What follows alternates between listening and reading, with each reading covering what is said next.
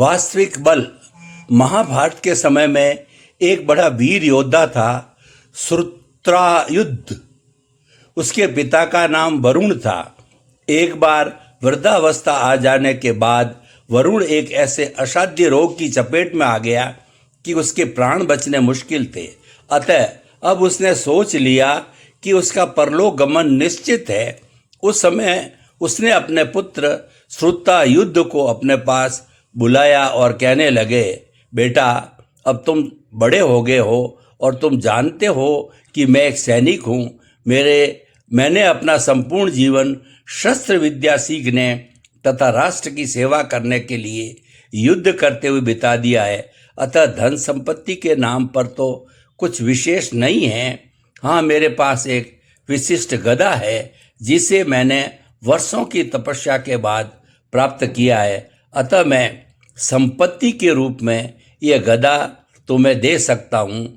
और हाँ, देखा जाए तो ये शस्त्र ही हमारी संपत्ति है, क्योंकि हमारा परिवार तो पीढ़ी दर पीढ़ी राष्ट्र की सुरक्षा करता आया है, जो कि भविष्य में तुम्हें भी करनी है।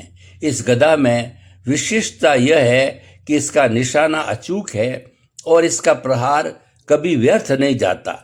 लेकिन यह गदा अगर किसी निर्बल, निहत्थे या निर्दोष मनुष्य पर चलाई जाए तो ये उलट कर चलाने वाले को ही मार डालती है। अतः इसको चलाते समय इस बात का विशेष ध्यान रखना। इतना कहकर वरुण परलोक गमन कर गया। अब श्रुता युद्ध में कुछ अहम भाव उत्पन्न हो गया और वह स्वयं को सबसे बड़ा बलवान और अजय वीर योद्धा समझने लगा। समझे भी क्यों न, ऐसा अद्भुत हथियार जो उसके पास है। उन्हीं दिनों कौरवों और पांडवों में युद्ध ठन गया और श्रुतायुध ने कौरवों के पक्ष में युद्ध करना स्वीकार किया।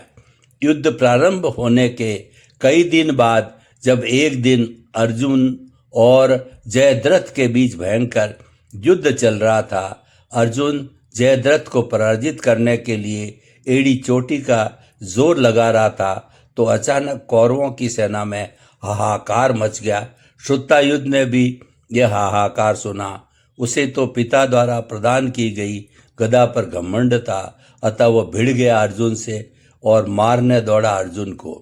लेकिन वह प्रहार करता उससे पहले ही अर्जुन ने उस पर गांडीव से तीरों की बौछार कर दी और वो घायल होकर नीचे गिर गया।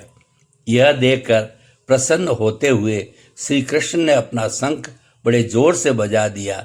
इससे श्रुतायुध चिढ़ गया और क्रोधवश बदला लेने के लिए उसने नीचे पड़ी हुई अपनी गदा श्री कृष्ण के ऊपर फेंक दी। क्रोध और अहंकार वश उस समय श्रुतायुध को अपने पिता की आधी बात याद रही।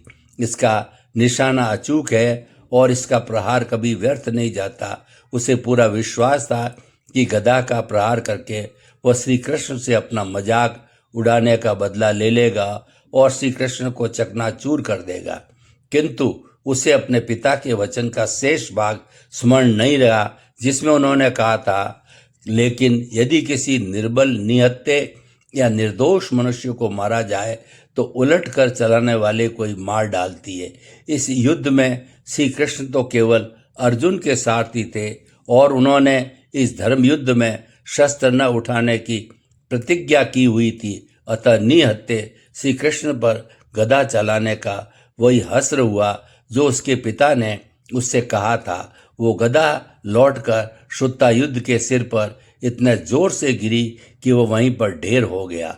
यह कहानी हमें यह शिक्षा देती है कि हमें अपने बल और बुद्धि का प्रयोग असहाय और पीड़ितों की सहायता के लिए करना चाहिए, न कि अपने अहंकार को पुष्ट करने के लिए। और जो कोई भी निर्बल और असहायों को सताता है या मारता है, प्रकृति का न्याय एक दिन उसी को नष्ट कर देता है। भले ही वह कुछ समय के लिए खुश क्यों न बोले, लेकिन प्रकृति के न्याय से कोई बच नहीं सकता है। यह कहानी केवल एक श्रुतायुध की नहीं, अपितु करोड़ों अरबों श्रुतायुद्धों की है, जिसमें हम सभी शामिल है।